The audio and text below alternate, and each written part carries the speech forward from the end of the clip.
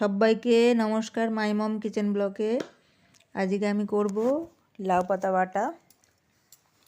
তার জন্য পাতাগুলো পরিষ্কার করে ধুয়ে নিয়েছি।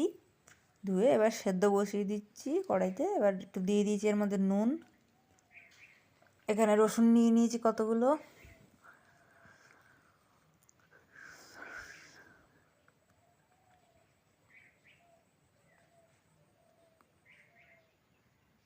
পাতাটা দেখুন এবার সেদ্ধ হয়ে গেছে, নামিয়ে নেবো একটা বাটির মধ্যে নিয়ে। এখানে মিক্সির গ্রাইন্ডারে দিয়ে দিয়েছি।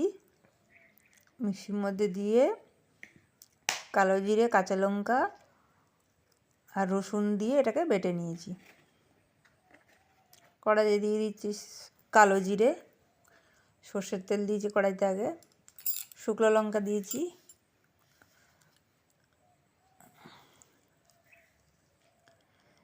আমি বানাবো আজকে একটু অন্য রকমের। একটু পেঁয়াজ কুচিয়ে দিয়েছি এর মধ্যে, দিয়ে পেঁয়াজটাকে এবার ছেড়ে দিয়েছি কড়ার মধ্যে, দিয়ে একটু ভেজে নেবো পেঁয়াজটা লাল লাল করে।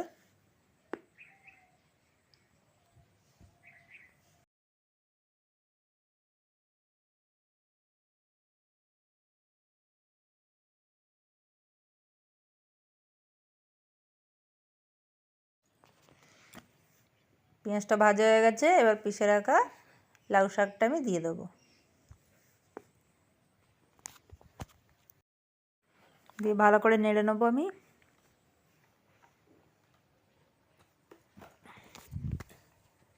দিয়ে দিচ্ছি এখানে নুন, দিয়ে দেবো একটু লঙ্কার গুঁড়ো। ঝাল যে যেরকম খেতে ভালোবাসেন সেরকম খাবেন। আমি এখানে কাঁচা লঙ্কাও দিয়েছি, একটুখানি গুঁড়ো লঙ্কাও দিয়েছি।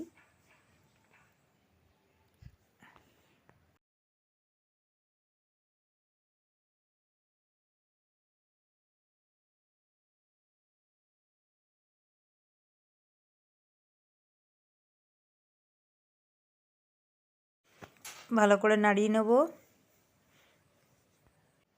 এটা ভালো করে আমি নাড়বো যতক্ষণ না শুকিয়ে যায়। পুরো শুকিয়ে নেবো এটাকে, তবে এটা খেতে ভালো লাগে।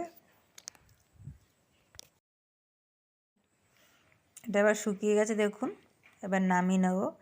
কার কার এরকম লাউর পাতা বাটা ভালো লাগে খেতে কমেন্টে জানাবেন অতি অবশ্যই।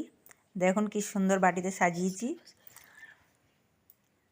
তো আমার এই রেসিপিটা যদি আপনাদের ভালো লেগে থাকে তাহলে কমেন্টে জানাবেন, একটা সাবস্ক্রাইব করে দেবেন, লাইক করবেন, শেয়ার করবেন। তো আজকের মতন এটুকুনি, দেখা হচ্ছে আবার কালকে নতুন একটা ব্লগ নিয়ে। সবাইকে নমস্কার।